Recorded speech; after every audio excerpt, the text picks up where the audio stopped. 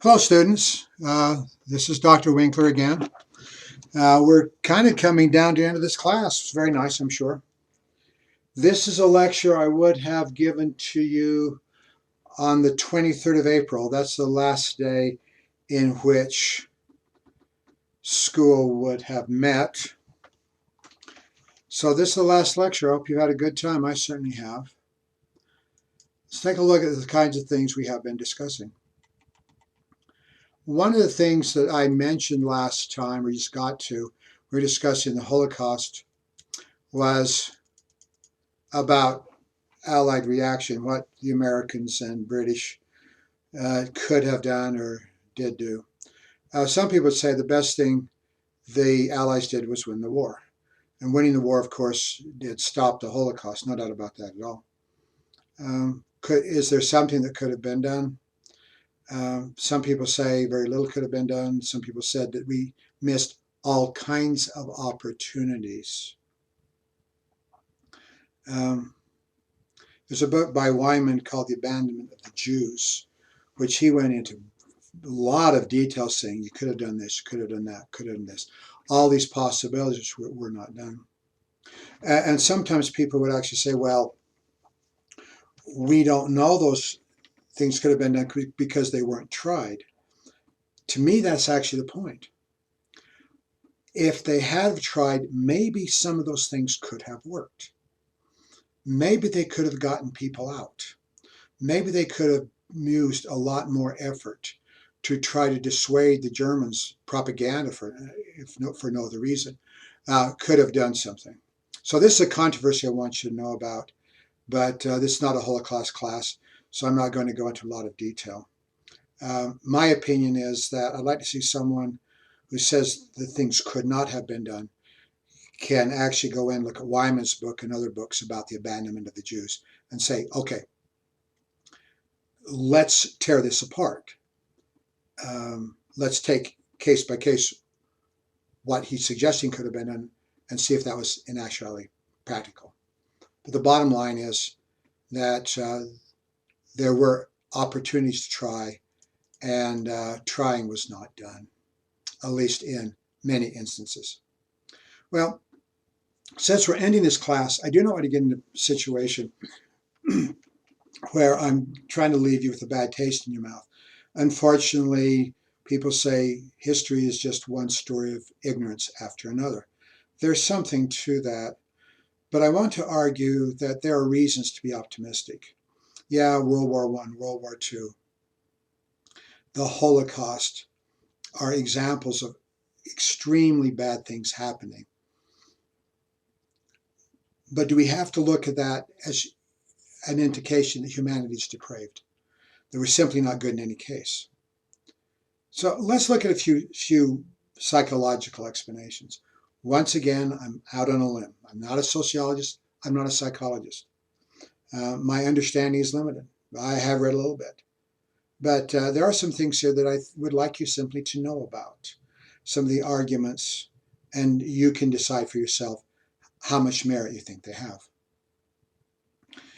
Before the internet, before we went online and bought things at ABE Books and Amazon.com, the way you got a hold of books was bookstores. Oh my goodness.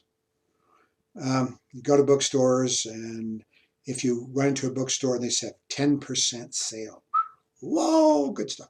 20%, even better. You walk in there and say, oh, where's my wallet? You know, I've got to save 20% on these books.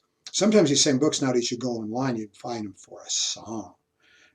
So your access to the written word is quite dramatic. Well, I used to hang around bookstores.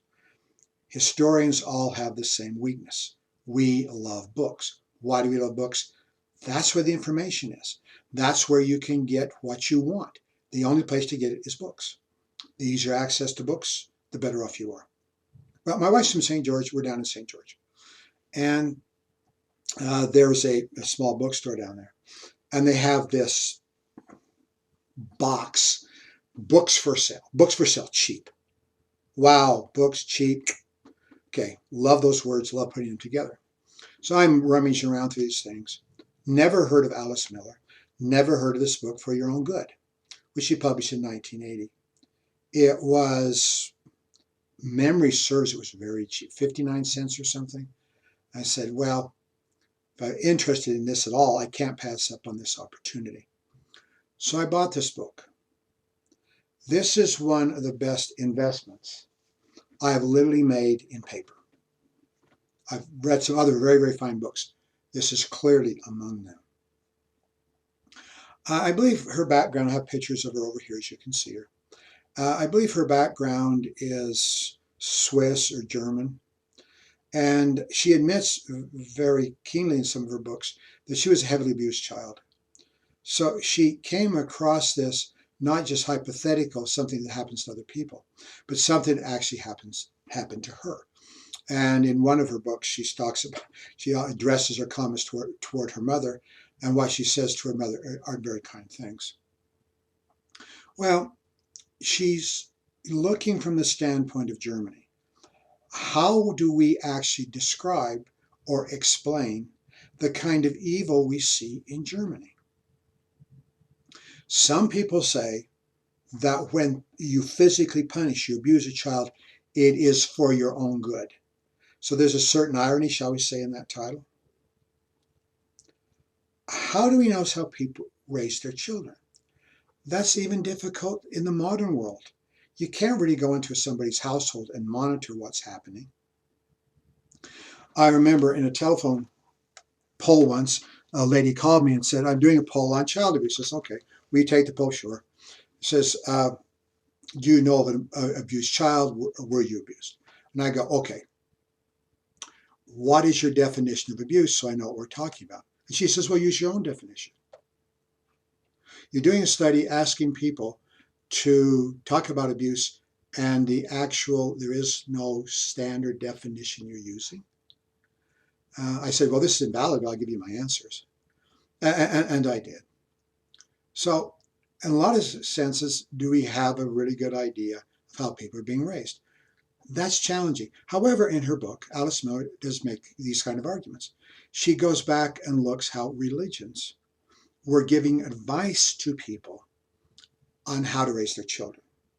Doesn't matter if it's Protestant, doesn't matter if it's Catholic. There is a tendency, a very strong tendency from her evidence, to give advice to people to abuse their children. She found sources in Germany going back hundreds of years in which the pastors are talking to the congregation saying, take that child down, control that child. If a baby cries, that baby is trying to show its dominance over you. Do not allow that baby to do this. You take that baby and you will hit that baby until that baby quits crying. You can do psychological damage to a child before that child even knows what's happened. If you don't know what happened, how do you talk it out with your roommate? How do you cry in your wife's lap and try to get an understanding and explanation? It's very hard to do. These kind of things are really quite bothersome. She said, for example, every top Nazi was a heavily abused child. Yeah, as far as we know. I remember I talked about Hitler earlier on, talking about his abuse as a child. Abusing babies, this is challenging. Well, she gets in and talks about how, and some people actually call this soul murder. You go in, you abuse a child, and you take away their abilities to feel, to have empathy. It's like if you cut your finger, it doesn't hurt me. Sometimes abused people have psychologically separated themselves from what's happening to them. You see, you have to instinctively love your parents, do you not? I mean, your survival is absolutely dependent upon them as a baby and a small child. So you instinctively love them. And to find that person damaging you psychologically, physically, neglecting you, these kind of things, there is a tendency for you, according to Miller, is to place a bubble, if you will, psychic distance between you and what's happening. And this goes farther. You cannot feel for what's happening to other people. You can read about the murder, the gassing, the burning alive of 1 million babies during the Holocaust and feel nothing. Yeah, soul murder would be a good way of explaining what happens to these kind of people. She was shocking me in every page. When I read books, I find something interesting, I mark them up, underline, put asterisks in the margins, that kind of thing. And I marked up this whole thing. I still have the book. It is one of my treasures. She actually came down on the historical community. She came down on historians. And this is what she said. I have the quote right here. Let's bring it up. Of what use to us are historians? I said that back. Of what use are historians to us if they are able to write books about it, meaning the Holocaust, in which their only concern is to be historically and objectively accurate? One of my favorite historians is Will Durant. He wrote like 1,100 pages, like 11 volumes of, was it 10,000 pages? 11 volumes, the history of civilization. It takes an earliest times all the way through Napoleon. I mean, this is a stunning piece of work. I highly recommend. Read all the volumes, love them. He says something interesting at one point. He says, there's nothing more irritating in historical writing than objectivity. Do we really want to be objective when it comes to murder? Do we really want to be objective when it comes to prejudice? Do we want to be cold and distant when it comes to abuse? Shouldn't that not be a sense, at least in some place, that at least we think these things are wrong? I don't know. That's what she's saying. She's hitting my occupation quite heavily. And in many cases, I think her criticisms are correct. I've written a lot on the Jews, published a lot on Indian wars. And I'm not trying to be a screaming lecturer, but I am trying to point out that there were mistakes that were made. And there were things that happened that didn't have to happen. Hopefully, in a very, very small way, I'm making a statement, a little bit of comment, that when there are things that are wrong, we can say they're wrong. Let's take a look at another psychiatrist. Remember, Alice Miller's author, psychiatrist. Tina Strauss was also a psychiatrist. And she was Dutch. And she lived in Holland during the Second World War. As you know, Holland is one of the places that had Jews. And in one of the places where they had Jews, Nazis came and tried to bring them out to exterminate them. She was involved in hiding Jews. This was very dangerous. If they catch you, your treatment can be awful. You can be sent to concentration camps yourself. Sometimes they don't just punish you, they punish your entire family. And sometimes you're simply shot. They simply kill you. You're running a grave risk. We believe, from what records we have, that she saved the lives of roughly 100 Jews. My goodness, talk about an accomplishment. She does tell us, however, here we got her here. She does tell us about some of the challenging things she did. She talks about how they hid the Jews in the basement and in false walls and tried to move them from place to place where they could not be taken care of, tried to get food for them. There was a Dutch policeman that came and looked in her apartment, did not find anything. Well, we dodged that bullet. Let's not worry about it. And then he came back alone by himself, and he was even more interested looking around. She killed him. She took her gun and she killed him. She figured there was nothing else she could do. She dug a hole in the backyard and she buried him there. Now she has to live with having not only tried to save a human being, but having killed a human being. Can we say from her standpoint that she would have insights that many of us would not have? She says, if you want to make a better world, treat your children well. Treat your children very well. Do not belittle them. Do not be cruel. People that have been treated with cruelty will be cruel. Treat them well. Build up their ego. Stroke their ego. Tell good things about them.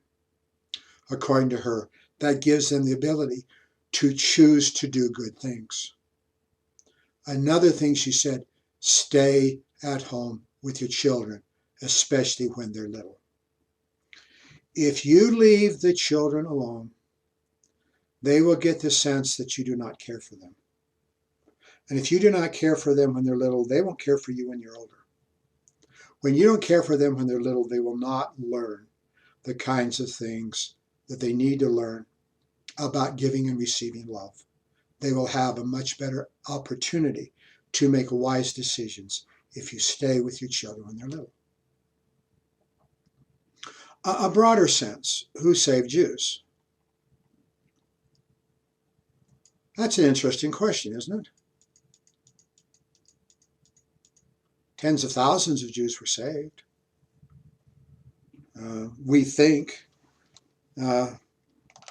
in Hungary alone, 100,000 Jews were saved by the efforts of Raoul Wallenberg and others. These people that would have been killed. Well, there's a question, who saved Jews? Let's look at some of the studies on this.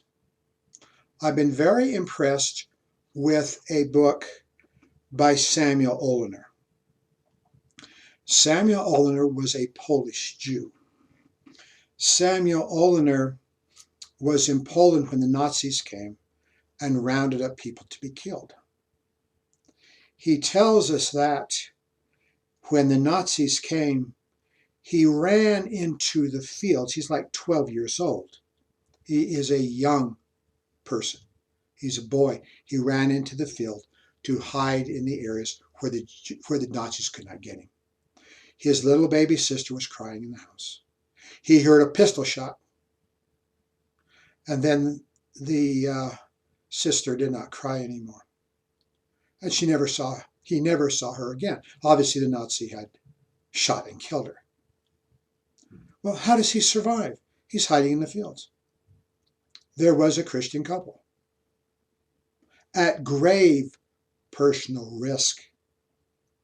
They harbored him for years. They took care of him. They gave him, like a member of the family, they gave him a Christian name. They taught him how to act like a Christian. They harbored him and they saved him. A question later when he emigrated to the United States. When he emigrated to the United States, became a prominent sociologist. I believe he worked at the University of Chicago. I'm not sure about that. But he tried to find out what was different about these people who saved people versus people who did not. I mentioned earlier when I was talking about Strauss that your families could be punished by the Nazis.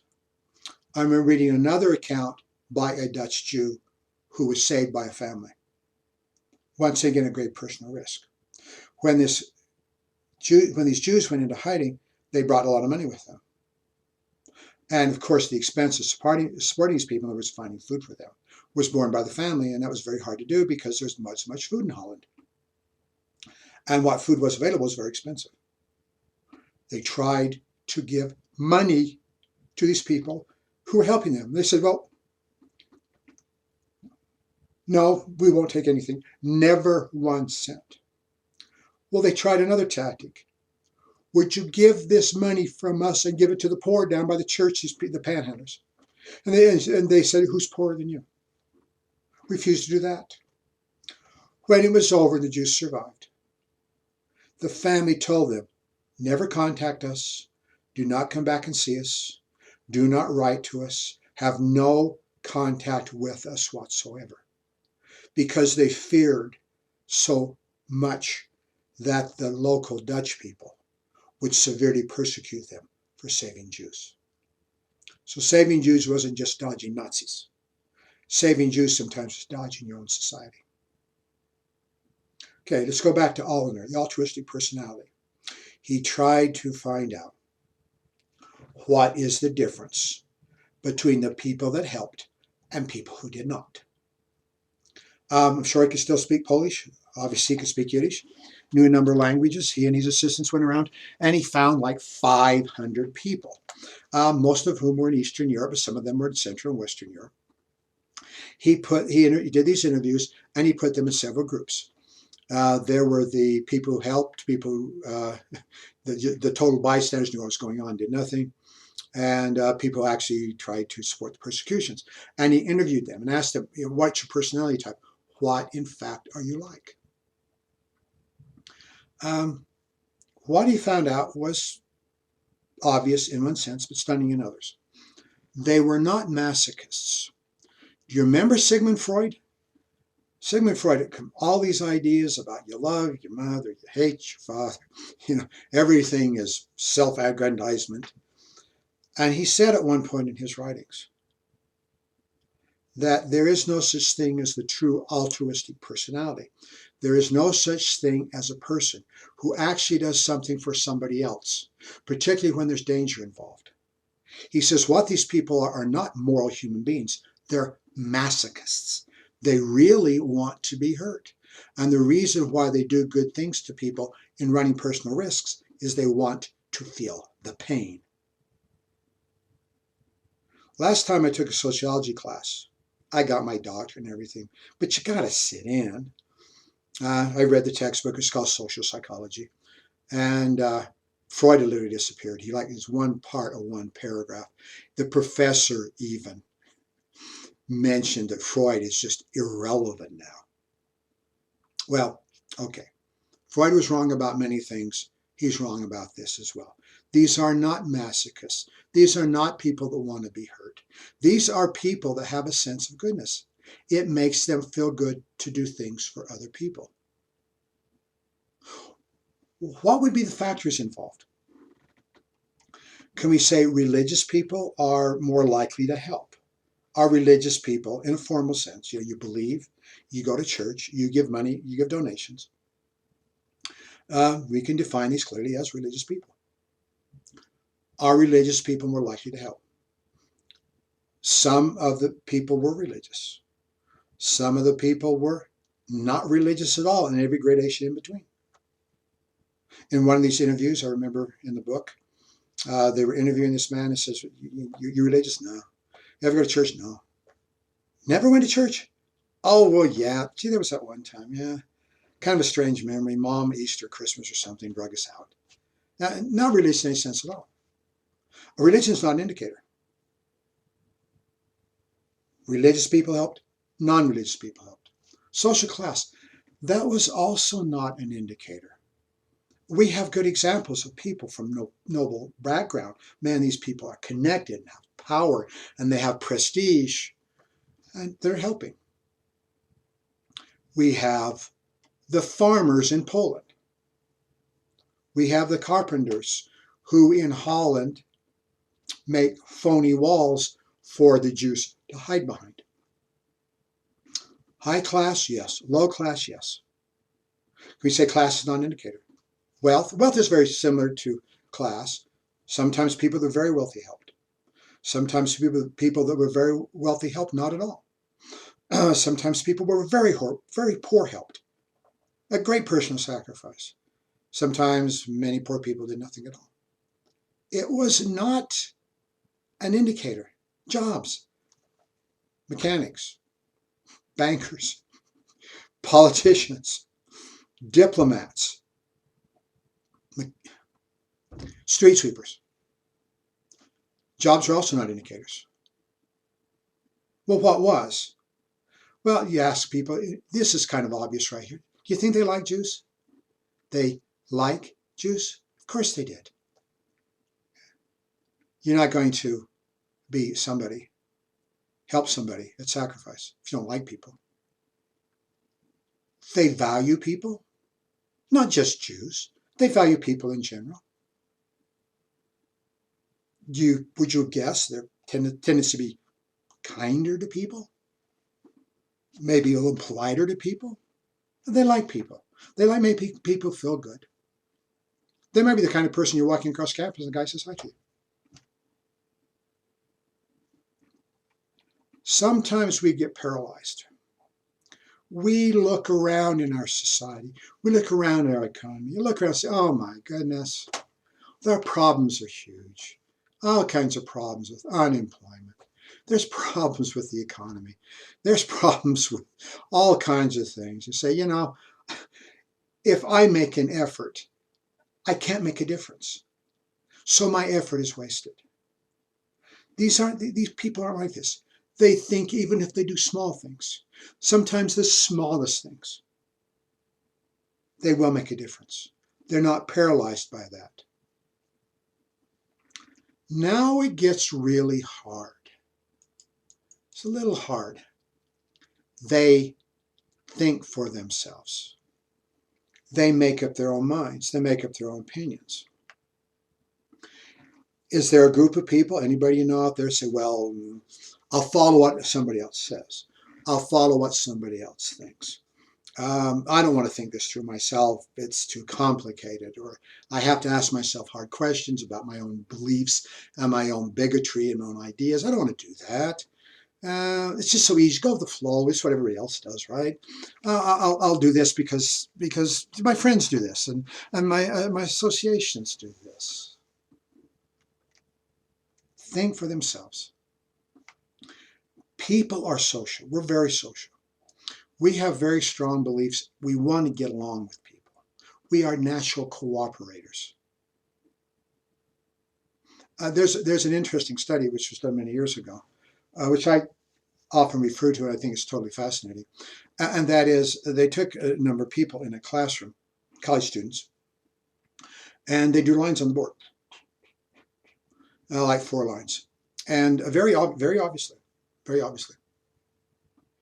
one line is longer than the other. And they go around the room. Everybody's a stooge, but the person who comes in and doesn't know the rules. And these people, and they're good actors, the one there is actually the longest. And quite frankly, you go, they have cameras on these people, and the guy goes, uh-huh. And they come around and ask him, he looks at those things, and everybody said this, the shorter one is longer. And they go, sure. A lot of people agree. When the people who disagree and look at the longest line, that is clearly longest, and say, that's the longest one. And you kind of see them in the chair, they kind of, like I'm doing, they kind of fidget. They're paying an emotional price for that. They're paying an emotional price for telling the truth. See, we're cooperators. We want to get along with people. It is shall we say, a different kind of person. I will think this through for myself. If nobody agrees with me, that's okay. That is still my idea. Another factor is they were not abused. I think the recounts of these interviews are really quite fun. One man they were talking to this guy says, your dad ever hit you? Nah, never hit me. Never? No. Oh, come on, never hit you? Well, there was that one time. Tell me about that one time. I did something that irritated Dad. And he says, don't do that. I did it again. He said, don't do that. I did it again. He says, look, you do it one more time and I'll pop you. I did it again. And he popped me. Well, I wouldn't really call that abuse. Can we say the heavy majority? Not everybody. One of the fascinating things about humanity is there's never one size that fits all. In the people that Olin were looking at, like 1% were Nazis who actually saved Jews. There's a man in China when the Japanese were coming in and butchering the Chinese and raping Chinese women. His name was Jan Rabe, and Rabe was a Nazi, and he risked his life. He set an enclave in China to save lives, and he was a Nazi. So we actually see some pretty strange things. So we're talking in broad generalities. They were not abused. I'm not saying there weren't kids that were popped, and some of these people were abused, but the majority, the heavy majority, were abused. Are you closer to your mother or are you closer to your father? Tend to be closer to their mother. Most of us are. Mothers tend to be more nurturing. But if you weren't abused, how did they discipline you?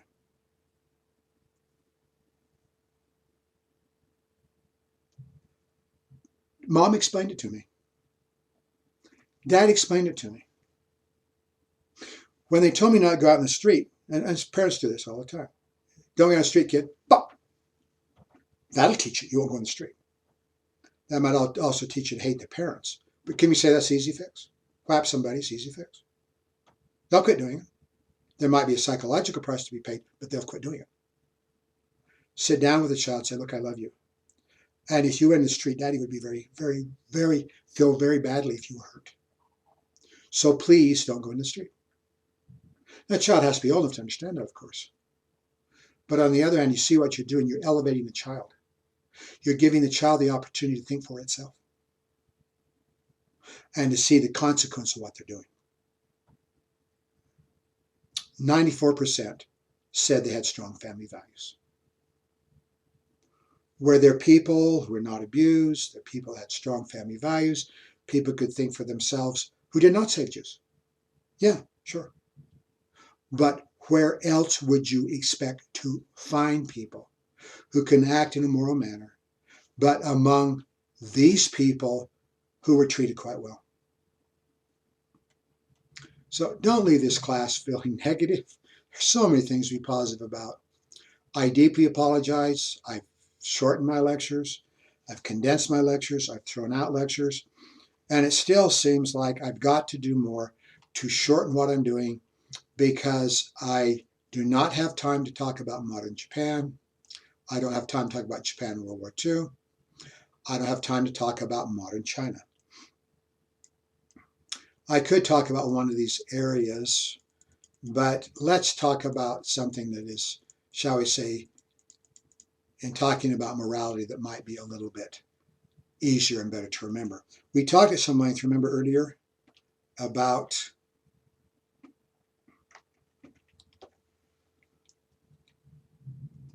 India, colonial India. I made a big deal about that.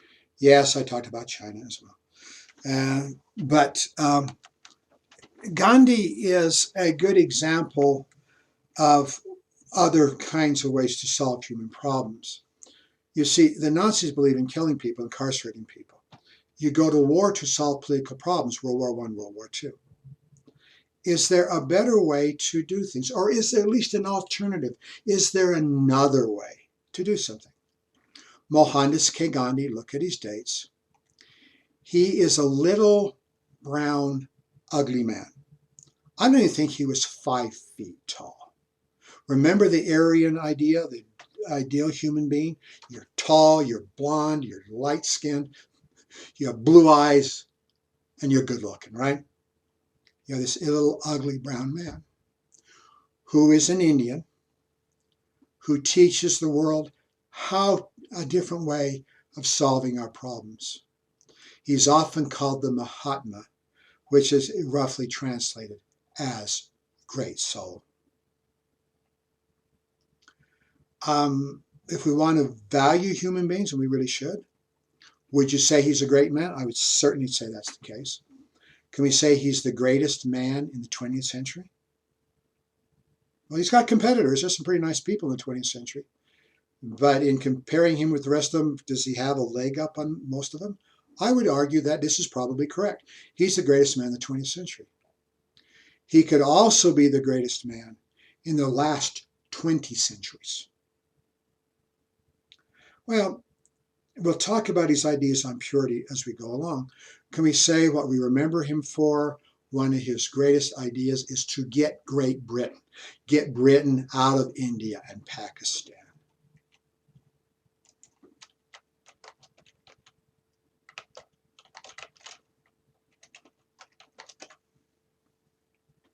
He doesn't think they ought to be there anymore. You ought to leave Pakistan to the Pakistanis. You ought to leave India to the Indians. Now, at this time frame, one of the reasons why I'm putting them together is that they were originally together as a colony under Britain. When unification came, is when we actually get the division, the creation of Pakistan and India. So I can get a map up here.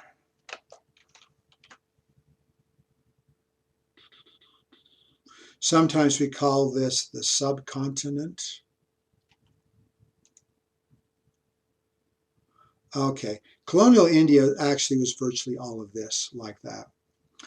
When India and Pakistan got their independence in 1947, we're going to see a division. It's Pakistan over here in East Pakistan.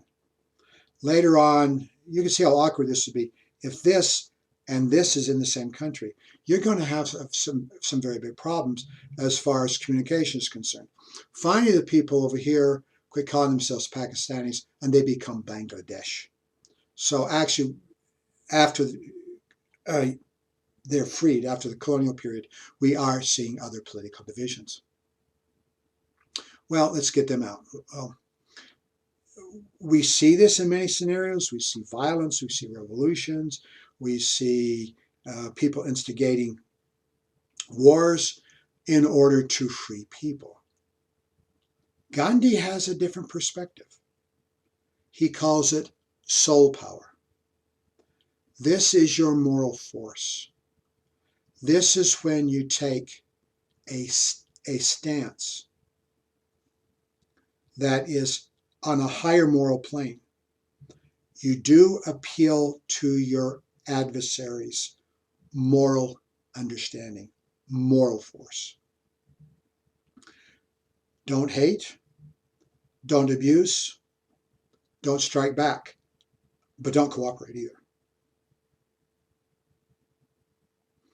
One of the more famous statements by Gandhi was this, that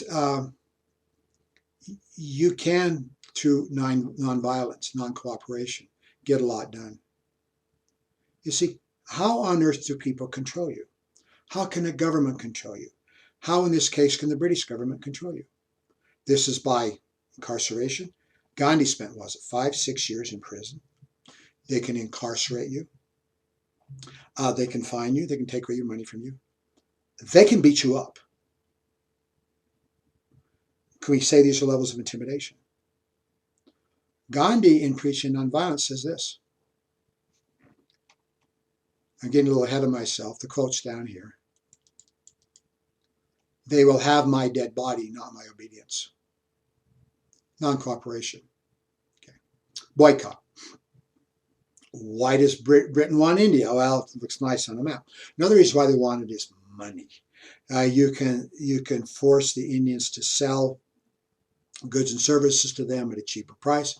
You can also use India as a very large market for manufactured items, cloth being a good example, that you can sell to the Indians. If you boycott, in other words, you do not buy British, you do not buy what they're selling, then how do they make money from you? Of course, you might have to go out without a few creature comforts in order to do this. Another aspect of civil disobedience is you simply do not cooperate with their laws. They make a law which you consider to be unjust. You simply don't go along with this. Gandhi was from India. He spent years studying British law in Britain. He knew British law very well. He was a lawyer. Early in his career of civil disobedience, he was down in South Africa. Among other things, the British in South Africa decided that people there to work like Indians and other nationalities have to have a special government permit, which they carry. They don't own it, but they have to carry it, which puts them in a separate category because the British down there don't have to do these things. Gandhi says this is unjust. In an act of civil disobedience, he gets his card, which he has to carry, and he takes that and burns it. The police come and they beat him up. They whack him around with sticks. This is civil disobedience. You do not cooperate with unjust laws. Gandhi as a lawyer, as you know, he could have actually sued the government or sued that police officer for abuse. Because all he did was burn something and the police overreacted.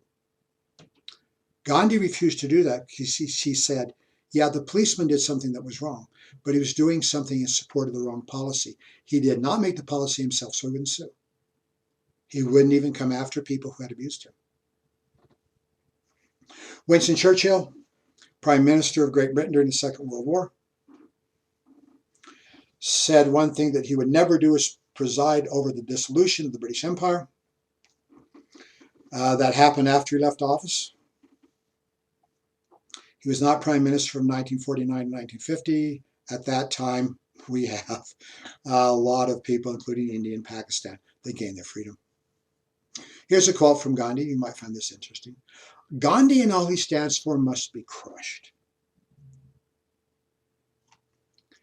He said that everything that Gandhi stands for must be crushed. And he called him the half-naked fakir. Are there times when he's not wearing a lot of clothing? Yeah, there's times when he just has, shall we say, call it a sheet that's literally wrapped around him. You can see him here as a young man, a lawyer. I saw it and then went past it. Young man, a lawyer, very intelligent, spoke perfect English, though he had an accent. And yeah, he wasn't always, shall we say, by Western standards, well-dressed. Well, okay. One of these statements which you like to make is that if they answer not your call, walk alone. Going back a little bit to our previous discussion from Oliner's book, that sometimes we get paralyzed because we think it doesn't really matter. What I do doesn't matter. Gandhi would not agree with that. He would actually say, if they answer not your call, walk alone. The moral statement is not on who agrees with me. The moral statement is not on just what other people are doing or what the group is doing. The moral statement is made by what I do, what I think, and what my actions are. Love and respect everybody. This is where I'm at right here on your study guide. One of the biographies I read of Gandhi was one by a man by the name of Louis Fisher. Good book, highly recommend it to you. And Fisher spent time with Gandhi. That's a good source for biographies if you actually know the person you're writing about. Gandhi would say things like this to him: look, do not write me as a flawless human being. I am not a flawless human being. I have many flaws. And in fact, if you cannot find my flaws, I will demonstrate for you what my flaws are. I'm not a perfect human being. I'm just somebody who's trying to be moral. Well, in any event, when Fisher was with him, he went into one of the rooms in this hut where this man was living, and he saw a Christian symbol. I believe it was a cross in the wall. Now, everybody knows Gandhi is a Hindu. He's a practicing Hindu. He's a believing Hindu. But Fisher asked an interesting question. When you see the cross, he turned to Gandhi and says, "Are you a Christian?" This is the way Gandhi responded. "I am a Christian. I am a Hindu. I am a Muslim and a Jew." Yes, he's a practicing Hindu, but he can see the good, the morality, the basic teachings in so many of these faiths, which are so valuable for us to understand. You will love and respect everybody if you try to appreciate them. He admired Christianity. He admired the moral teachings. In admiring the moral teachings, he said, the basic teachings of Christianity are very good.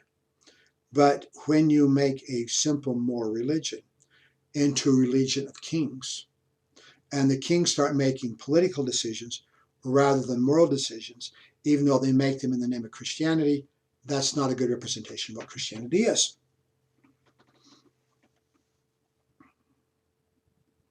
Pacifist.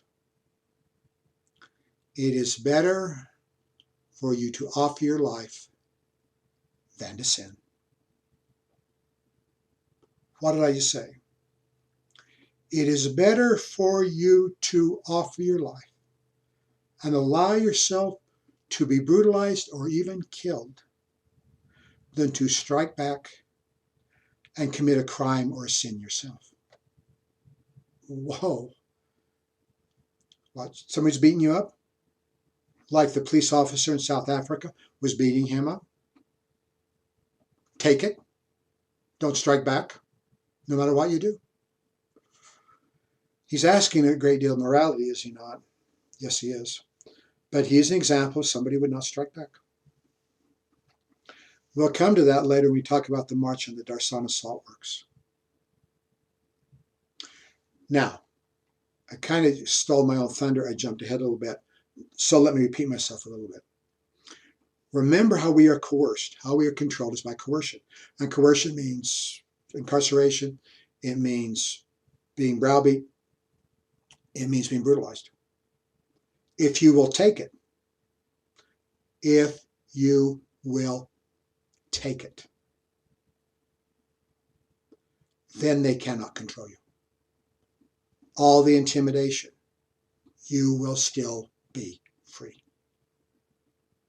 Gandhi said you can be free no matter what your situation is. You can be free out in society. You can be free in a jail cell if they lock you up. If you refuse to cooperate and refuse to give in physically and mentally to what they want, you are still free. He went so far as to suggest you could be on the gallows to be executed and you could still be free because you have made your decisions.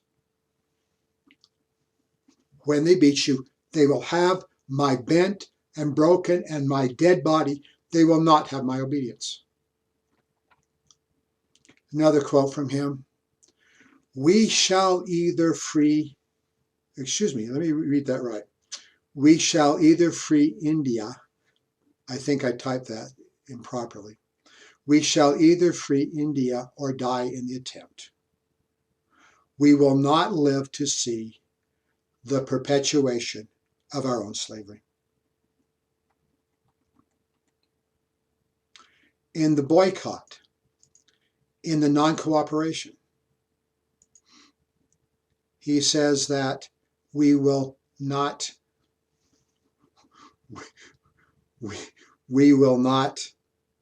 buy anything British.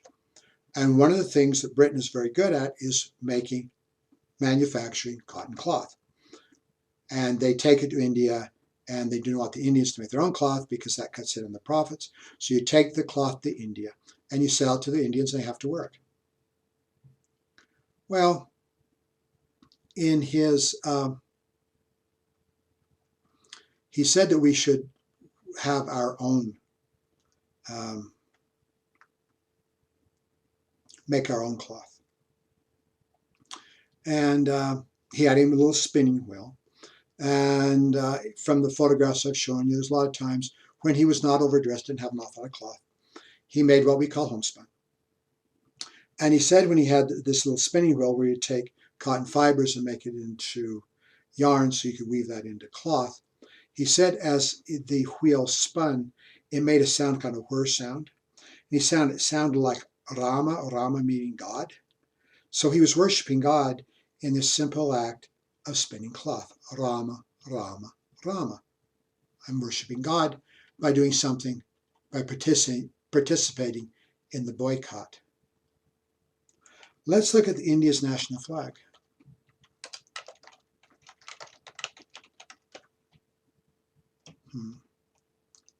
Here we have India's national flag.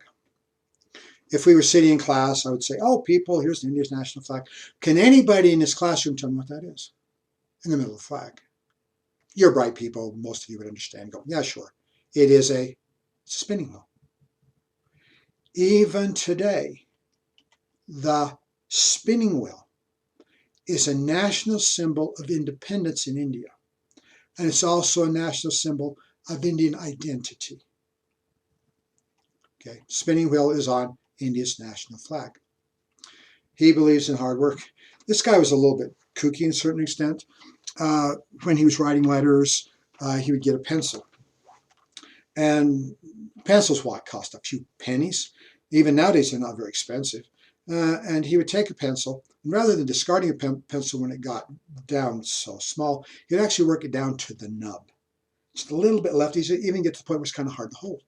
Why don't you get another pencil?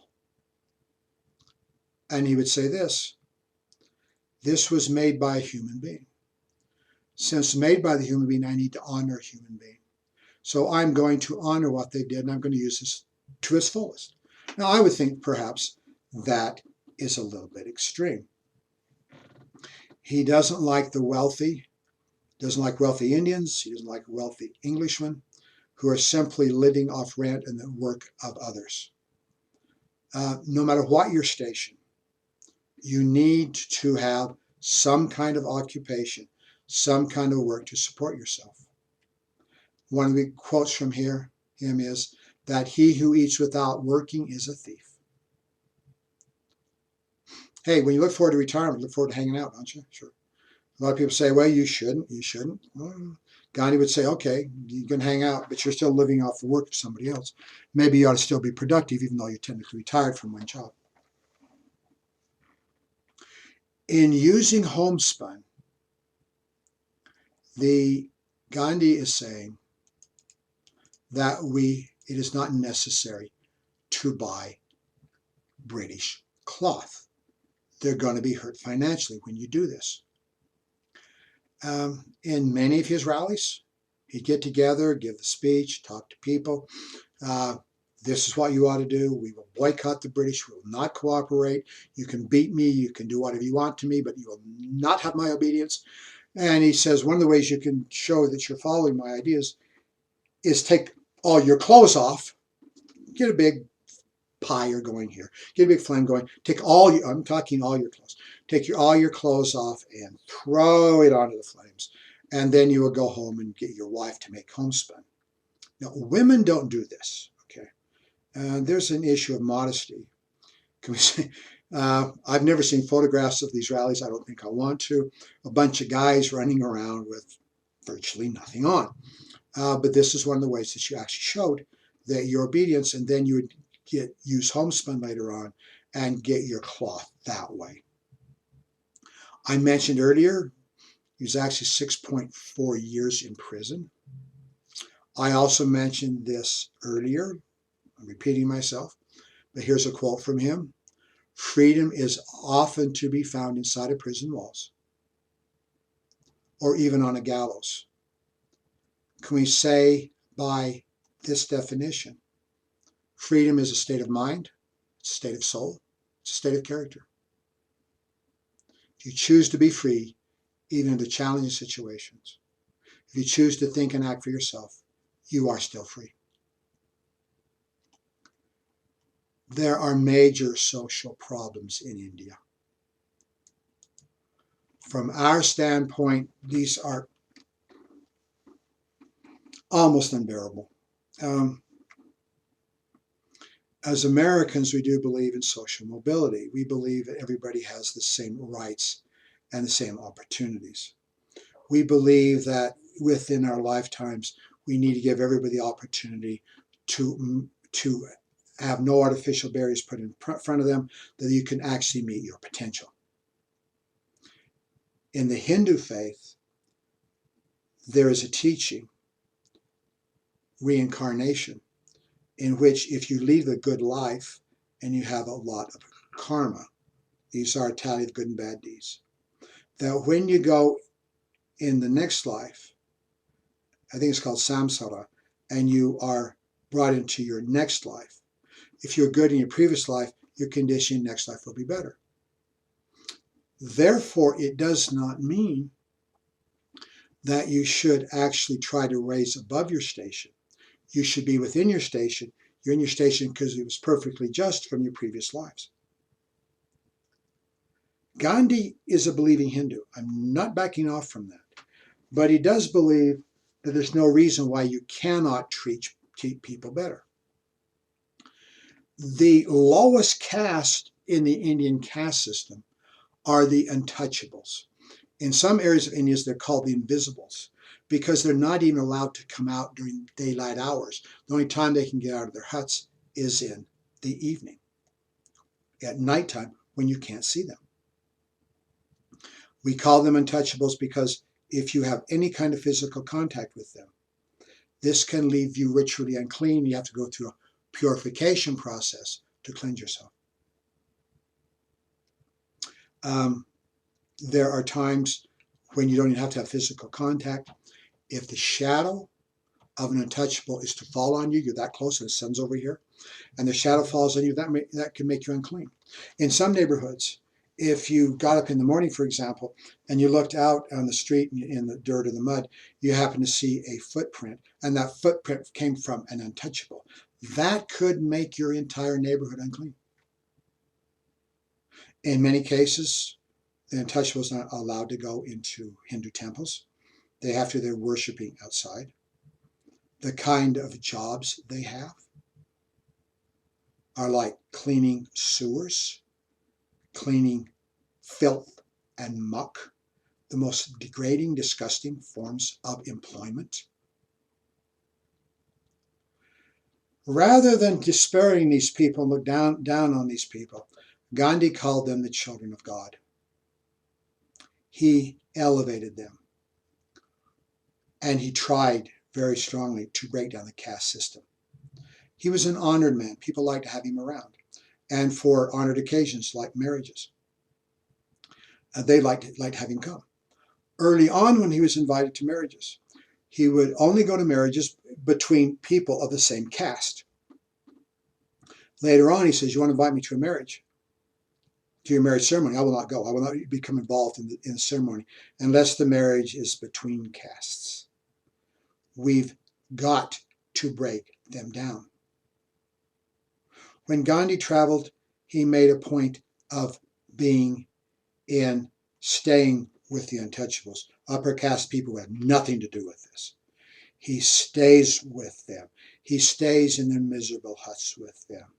He talks to them. He tries to appreciate them. When they're sick, when they're aching, these are more often with aged people, he massages them. He nurses them when they're sick. And he cleans their latrines. Oh, okay. Can we say he is making a brilliant statement? With all of his efforts for a number of decades, with all of his moral suasion, he is unable to break down the caste system. The caste system still functions very much the same way as it did before the time when he tried to break it down. A few years ago, I was reading an article about the caste system as a matter of practicality in India. What is it really like?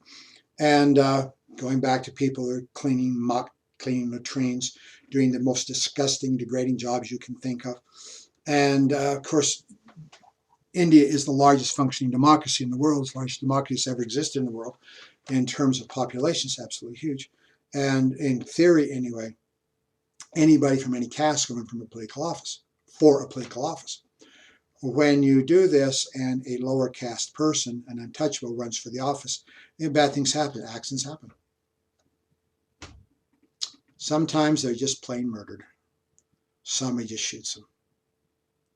So in the attempt of these people to raise above their station, there is still an awful lot of social pressure, an awful lot of people that are willing to do them damage to keep them down where other people think they might belong.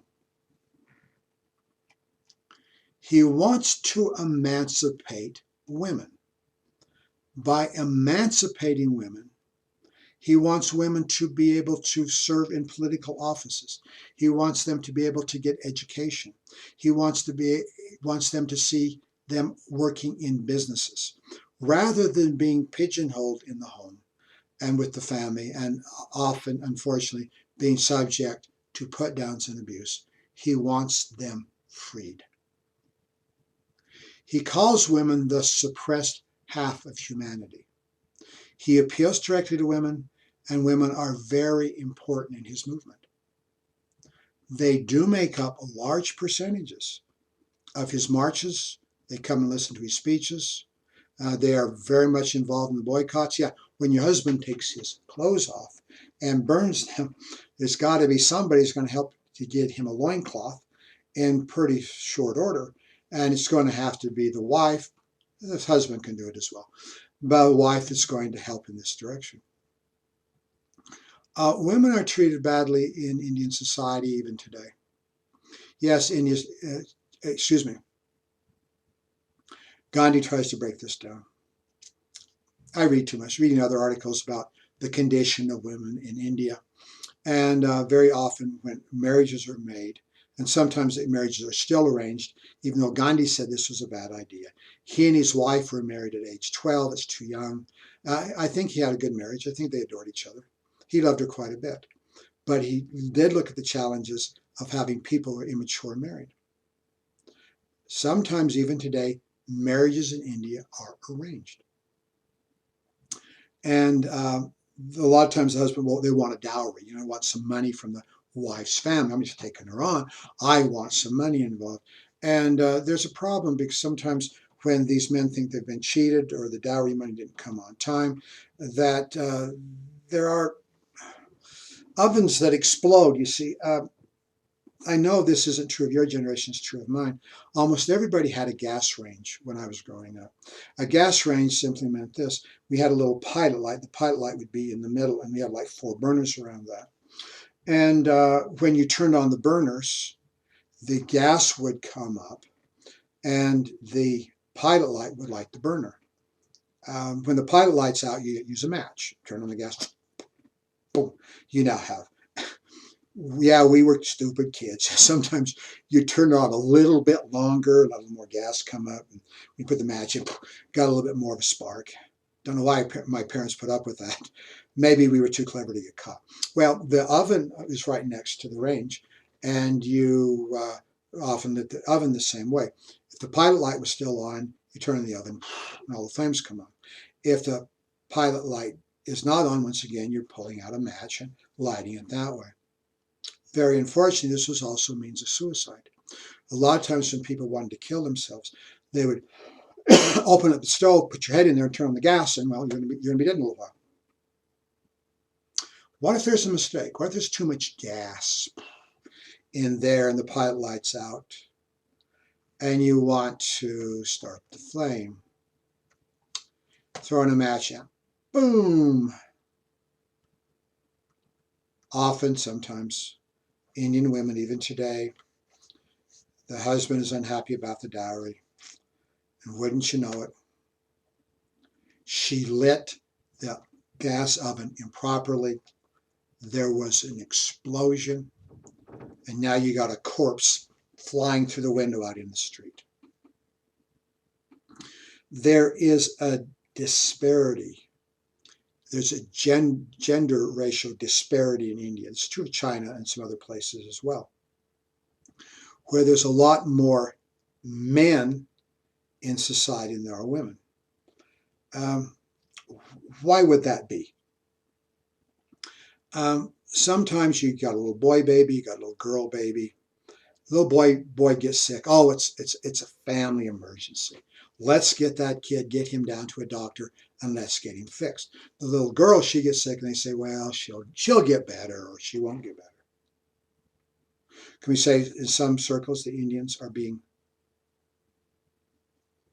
more callous when it comes to little girls and little boys? In some communities, you have ultrasound. Until fairly recently, at least in my perspective, when we were having our kids 30-odd years ago, we didn't know the gender of our children until they were born. In fact, the first thing I can remember when our boys were born is the first thing the doctor said, it's a boy. That's when we knew the gender of our children. Well, nowadays, almost everybody knows the gender of their baby before it's born. You go to India, and you find out that you do an ultrasound and find out you're going to have a boy, so it's much more likely to keep that boy. You go to India and have an ultrasound and find out it's a girl. Honey, we really can't afford another kid. Let's get an abortion. If you're a girl and you survive to adulthood, and you do have a little bit more of a, in the marriage market, can you say, because there's more men, you have a little bit better chance. Jumping over to China, another article I read, the article was saying that in modern China, let's say you're age 30 years of age and you're a young man, you can be good looking and you can have a good job and you're a nice guy. And for every single man who's age 30 in China, there's like every 10, I said that wrong, for every 10 single men in China, there's like one single woman. In other words, you're not getting married. You're going to be in those kind of competition. Sorry, you want to get married, you love to get married. You'd even love to have children. You cannot get married. That is a similar problem, not as extreme, but there's a similar problem also in India. Can we say that even in modern Indian society, women are not treated very well? Gandhi tried to cure this and he failed. Can we say it made it better? Yeah, we do read that because of Gandhi's efforts, that untouchables did get better access to Hindu temples than had been the case before. You're probably sitting in the back or on the side. Can we say that's an advance? Yes, but still the caste system is very strong. Well, one of the ways the British decided to tax the Indians was by salt. They said that the British government now has a monopoly on salt. And this is a hot climate, as you well know. It's hot and very humid, and salt is a very valuable commodity. Salt is very valuable for your cattle. It's very valuable for human beings. You have to have salt. And according to British law, the only way you can have salt is by buying it from the British at their prices. Gandhi said that salt comes from God, and you have every right to have what God has given you. Oh, this is illegal. In 1930, he sets up the Salt March. 240 miles, it's a long way. Starts out in central India. We'll all get together. We're going to go down to the sea. There's salt in the sea. And what you can do when you get to the salt in the sea, you can put pans out there, you can seawater in it. When the water evaporates, the salt's left over and you can use the salt. Every place he's going, thousands of people follow him. We're walking to the sea to give what God wants us to have. In other words, this is another aspect of non-cooperation and the boycott. It's very successful. Many, many people die. Many, many people participate. Gandhi is put in jail. He's not involved directly in this. But there is an area in India called the Darsana, the Darsana Salt Works. And this is a place where the the British government produces salt. And this is the monopoly. They're not terribly happy about the Salt March, but still they believe Indians are going to have to buy salt. Hundreds of men, 2,500, walk up to the salt works. They have taken a vow. When the police start beating me, I will not put my hands up to ward off the blow. I will not turn my head from one side to another to dodge the blow. I will stand up and take it. In small groups, they walk up to demand their rights. They walk up, one in small groups, as the police take their nightsticks and whack them, heads are busted open, brain concussions, broken bones. 2,500 of them are beaten. Of course, their wives are there with bandages and they wrap these guys up. One author, which I've read about colonial India, said India was free at this point. You can look at everything else you want to about the formal leaving of the British troops, but this is when India was free. Britain had lost every possible statement that they were handling the Indians in a moral manner, and when you cannot be coerced, you cannot be forced to do anything. Well, finally, the British can't take it anymore. Division of India. There are two major religions in India. They're the Hindus and the Muslims. And the Hindus tend very strongly now to live in India, while the Muslims live in Pakistan. And of course, now this is Bangladesh. Why can't you have the same people living in the same country? They've been in the same country for many years, for hundreds of years. Why do you have to divide this up now? This breaks Gandhi's heart. He said, I would rather have a nation that's dominated by the Muslims than to divide it. Can't we love each other? Can't we be together? No, got to divide it. sometimes the divisions are irresponsible. People don't even know India. They don't want people who know India because they will have prejudices. So you get people who do not know India, and you simply pull a map and these guys grab a pencil and go, let's make a division like this. There are many Hindus in Pakistan. There are many Muslims in India. But we're going to find people that are moving across from, if you're Hindu, you're going to go from Pakistan into India. If you're Muslim, you're going to go to India into Pakistan.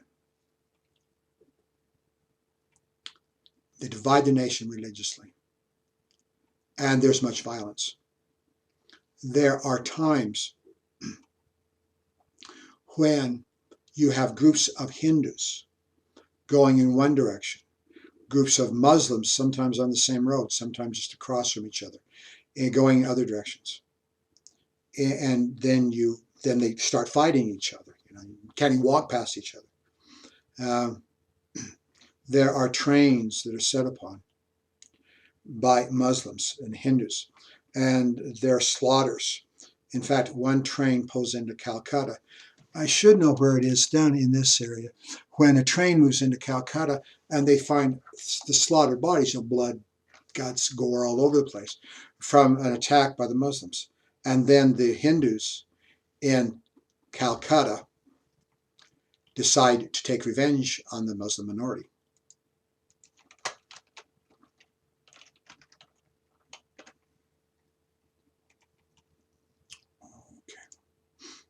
See if I can put in the country for you. Calcutta, as you know, is one of the major, yeah, I have the right place. It is one of the major cities in India. Millions of people live there, but only a few 100,000 Muslims. So the Hindus can come down on them. There's extreme violence. Gandhi says, you've got to stop. He shows up personally. He says, look, you've got to stop these kind of things. These are your neighbors. These are your friends. They're not responsible for killing those people on the trains. Stop. And he's accosted. He's insulted. He said, get out of here, you old man. We don't have anything to do with you. And it goes on. He says, okay, if you're going to murder your neighbors, I will not witness. I am not going to see this. He goes into a fast. I will fast until the death, but you will stop or I will die. This guy is in his late 70s. How long can you go without food? After 3 days, his kidneys are starting to fail. The violence goes down. People come to Gandhi and say, look, Gandhi, you're successful. Listen, there's very little gunfire on. It's successful. He says, no. It's got to all stop. As you all know, you can hear gunfire for miles. A day or two later, there was no gunshots. There was no sound of screams. It had all stopped. There were men who had come to him and said, I have my weapons here. I'll throw them at your feet. You can tell me whatever kind of penance you want me to make, but eat and live. There was a man who came to him and said, I've lost my soul. I killed a Muslim child. And Gandhi says, there is one way that you can cleanse yourself of that. You get yourself a Muslim child who's an orphan, and you raise that child as your own, but you raise that child in the Muslim faith. 1 million people are killed. This is very ugly in this kind of violence. But the miracle of Calcutta, Gandhi saved tens of thousands and more people. He does eat. He continues to live. A little bit later, he's going to go visit Pakistan. And there's an assassination attempt. The guy throws a bomb. It misses. People say, Gandhi, you need protection. Gandhi says, look, if God wants me to be dead, I'll be dead. And wanting me to change that, that's not going to change anything. So he refuses to have protection. And he said, if I can meet my assassin with love in my heart, with the name of God on my lips, I've done something. A man walks up to him. He's a Brahmin. He's the highest caste. They greet each other in this manner. The guy pulls out a gun, puts 3 bullets into this old man. The last three things he says is Rama, Rama, Rama. Oh God, oh God, oh God. And then he dies. Some people call this the second crucifixion, in which a great and wonderful man died. What is his legacy to all of us? It's an example of how to do something different. You do not have to accomplish anything by blowing somebody's brains out. Another man whom I much admire, Martin Luther King Jr., did his doctoral dissertation on Gandhi and nonviolence, starting in the 1950s, just a few years after Gandhi was dead. The African American community, following the lead of Reverend King and other people as well, started to have the boycott, the non-cooperation, that eventually woke up our nation, woke up our conscience, that we would now treat people better, that we would now give everybody the opportunity. Now we would try to be equal. I appreciate you. You're a good class. I hope that you enjoy your summer. In the meantime, take care of yourself and do well in the final. We'll talk to you at another occasion.